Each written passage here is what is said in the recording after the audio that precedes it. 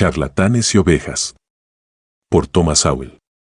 Publicado el 7 de octubre de 2015. Uno de los muchos signos dolorosos de la insensatez de nuestro tiempo fue una sección reciente del Wall Street Journal, construida en torno al tema que frena a las mujeres en el lugar de trabajo. Cuando algún grupo no está igualmente representado en alguna institución o actividad, la respuesta automática en algunos sectores es asumir que alguien ha impedido la igualdad de resultados. Esta idea preconcebida de resultados iguales no requiere ni una pizca de evidencia y desafía montañas de evidencia de lo contrario. Incluso en actividades donde las actuaciones individuales son las que determinan los resultados y esas actuaciones se miden fácilmente de manera objetiva, rara vez hay algo parecido a una representación equitativa. Durante 12 años consecutivos, desde 2001 hasta 2012, cada líder de jonrones en la Liga Americana tuvo un apellido hispano. Cuando dos niños estadounidenses cuyos antepasados procedían de la India empataron en el primer lugar en el concurso nacional de ortografía de EU en 2014, fue el séptimo año consecutivo en el que un indio asiático ganó el concurso nacional de ortografía de EU. Todos conocemos la gran sobrerepresentación de negros entre los jugadores profesionales de baloncesto y especialmente entre los jugadores estrella. Las marcas de cerveza más vendidas en Estados Unidos fueron creadas por personas de ascendencia alemana, quienes también crearon la famosa cerveza china Tsingtao. De los 100 mejores corredores de maratón del mundo en 2012, 68 eran kenianos. La lista podría seguir y seguir. Aunque los negros están sobrerepresentados entre los jugadores de fútbol profesionales, es poco probable que incluso el fanático más ávido de la Liga Nacional de Fútbol pueda recordar haber visto a un jugador negro que pateó un despeje o un punto después del touchdown. Debería haber un artículo titulado ¿Qué detiene a los Black Kickers en la NFL? ¿Será que los negros están más interesados en jugar posiciones donde hay más acción y, no por casualidad, más dinero? Debería haber un artículo titulado ¿Qué frena a los blancos en la Asociación Nacional de Baloncesto? O un artículo titulado ¿Qué impide que los niños indios no asiáticos ganen el concurso de ortografía? Las demandas por discriminación se han ganado sobre la base de disparidades estadísticas mucho menores que estas. Entre las muchas razones de las grandes disparidades en muchos campos y en diferentes niveles de ingresos, se encuentra que los seres humanos difieren en lo que quieren hacer, aparte de cualquier diferencia en lo que son capaces de hacer o lo que otros les permiten hacer. Los observadores no pueden simplemente tomar una estadística y ejecutarla, aunque eso es lo que se hace con demasiada frecuencia en los medios e incluso en los tribunales de justicia. Algunos grupos aprovechan oportunidades particulares y las utilizan para pasar de la pobreza a la prosperidad. Pero, para otros grupos, es posible que esas mismas oportunidades no existan porque otros grupos están orientados en diferentes direcciones y es posible que esas oportunidades ni siquiera llamen su atención. En cuanto a las disparidades estadísticas en la representación de las mujeres en diversas ocupaciones o en diferentes niveles de ingresos, varias académicas destacadas, incluida la profesora Claudia Goldin de Harvard, han mostrado muchas formas en las que las circunstancias y prioridades de las mujeres difieren de las de los hombres. Los hombres, por ejemplo, no quedan embarazados. Y cuando los niños son criados por un solo padre, ese padre es una madre con mucha más frecuencia que un padre. No puedes trabajar las 60 horas semanales que se necesitan para llegar a la cima en algunos campos cuando tienes hijos que criar. Pero rara vez escuchamos sobre tales hechos, mientras que constantemente escuchamos a charlatanes proclamar en voz alta brechas de género, numéricas en el empleo o el salario, y demandar por discriminación. Los charlatanes son solo la mitad de la historia. La otra mitad incluye personas que son lo suficientemente crédulas como para ser conducidas como ovejas por aquellos que explotan la corrección política prevaleciente que se dispensa en nuestras escuelas, universidades y medios de comunicación. Además, las ovejas tanto en posiciones altas como bajas a menudo también creen implícitamente que la causa de las disparidades estadísticas debe haberse originado donde quiera que se recopilaron las estadísticas y, por lo tanto, debe ser culpa del empleador, aunque los factores detrás de esas disparidades pueden haberse originado lejos del empleador y mucho antes de que las personas involucradas llegaran al empleador. Mientras exista una credulidad generalizada, habrá charlatanes listos para explotarla en su propio beneficio, ya sea política o financieramente. Uno de los secretos de los magos exitosos en el escenario es dirigir la atención de la audiencia hacia algo que es atractivo o que distrae, pero que es irrelevante para lo que realmente se está haciendo. Ese es también el secreto de los charlatanes políticos exitosos. Considere el mensaje dirigido a los empresarios por la senadora Elizabeth Warren y el presidente Barack Obama: ustedes no construyeron eso. Suponiendo, en aras del argumento, que un hombre que posee un negocio simplemente lo heredó de su padre, ¿qué sigue? Que los políticos pueden utilizar los recursos heredados mejor que el heredero. Una suposición tan amplia no tiene lógica ni evidencia detrás, pero la retórica no tiene que tener lógica o evidencia para ser políticamente efectiva. La conclusión se insinúa, en lugar de explicarse, por lo que es menos probable que se analice. Además, la atención se dirige hacia la buena fortuna inmerecida del heredero y se desvía de la cuestión crucial de si la sociedad mejorará de hecho si los políticos se hacen cargo de una mayor parte de la gestión o de las ganancias de la empresa.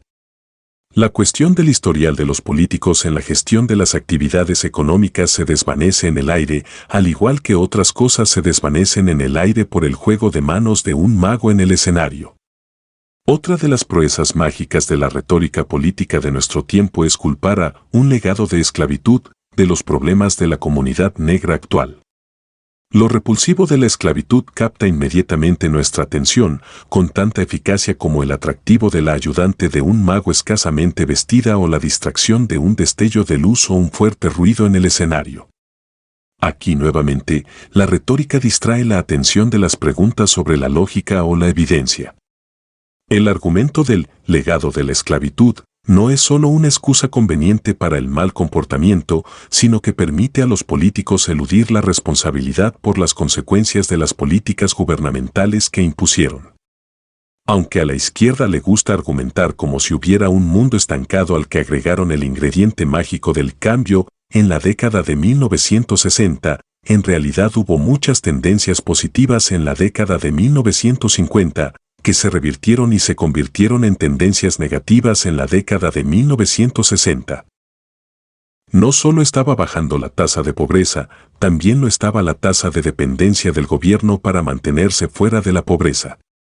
Las tasas de embarazo adolescente estaban cayendo, al igual que las tasas de enfermedades venéreas como la sífilis y la gonorrea.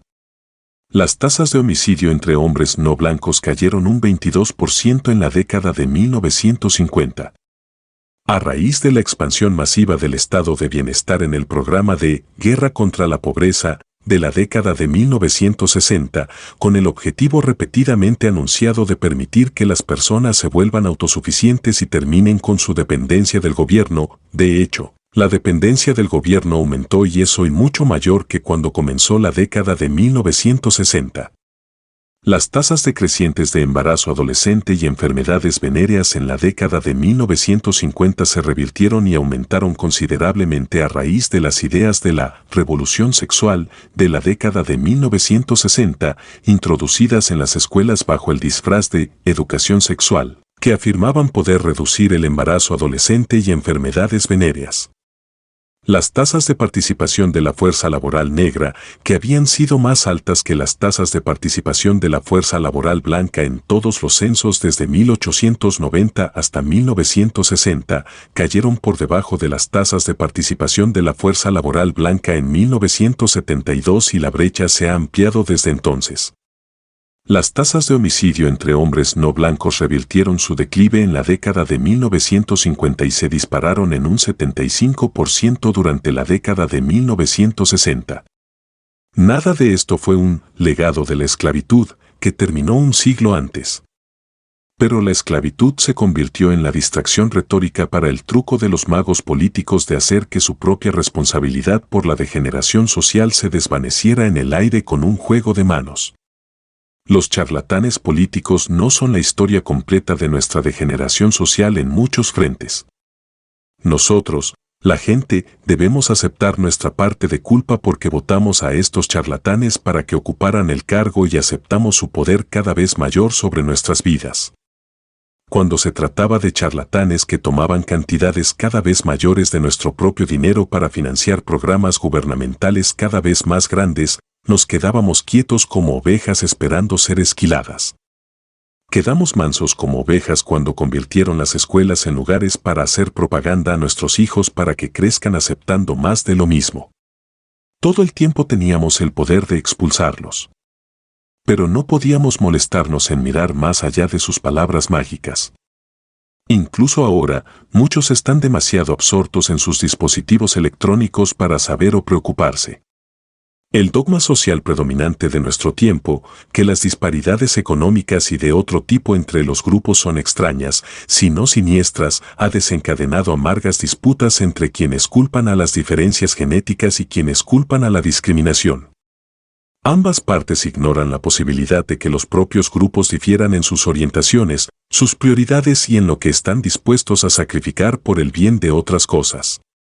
A principios del siglo XIX, un funcionario del Imperio ruso informó que incluso los judíos más pobres se ocupaban de que sus hijas pudieran leer y que sus hogares tenían al menos 10 libros.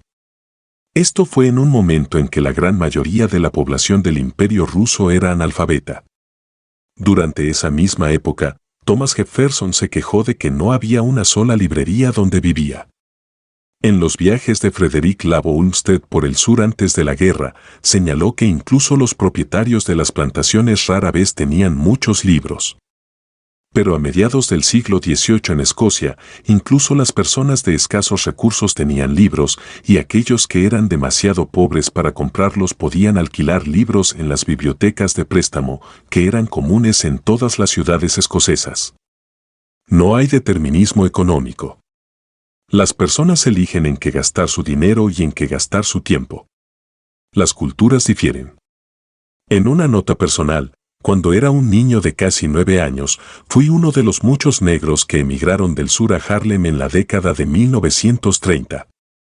Aunque Nueva York tenía bibliotecas públicas, escuelas secundarias públicas de élite y universidades gratuitas de alta calidad, no tenía idea de que era una biblioteca pública o que era una escuela secundaria de élite, y la idea de ir a la universidad nunca pasó por mi mente.